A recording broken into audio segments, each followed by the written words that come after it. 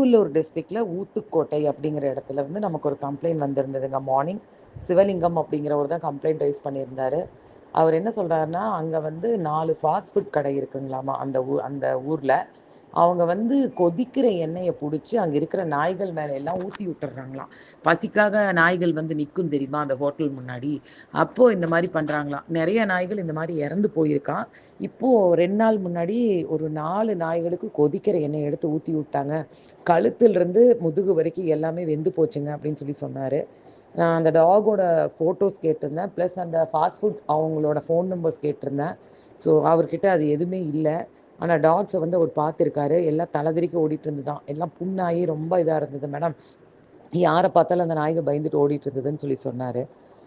அப்புறம் வந்துட்டு நான் ஆஃப்டர்நூன் வந்து திரும்பவும் ஒரு கால் பண்ணேன். ஃபாஸ்ட் ஃபுட் கடையில போய் நம்பர் வாங்கிட்டீங்களான்னு கேட்கறக்காக கேட்கும்போது, அவங்களோட சன்னுக்கு ஏதோ ஆக்சிடென்ட் ஆயிருச்சாம். சென்னையில அட்மிட் பண்ணியிருக்கிறாங்களாம்.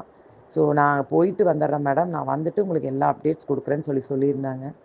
கண்டிப்பா நம்ம அவங்க மேல எஃப்ஐஆர் ஃபைல் பண்ணுவோம். இந்த கேஸ் விடக்கூடாதுங்க. இன்னொரு வார்த்தையும் அவர் சொல்றாரு, மேடம் இங்க வந்து இது ரொம்ப சர்வசாதாரணம். ஹோட்டல் வாசல்ல வந்து பசிக்காக நாய்கள் வந்து நிக்கும்போது யாருமே எதுவுமே குடுக்க மாட்டாங்க. இவங்க வந்து கொதிக்கிற தண்ணி இல்லைன்னா கொதிக்கிற எண்ணெய வச்சு ஊத்தி விட்டுருவாங்க மேடம் அப்படின்னு சொல்றாரு. கேட்கறக்கே ரொம்ப கஷ்டமா இருந்ததுங்க.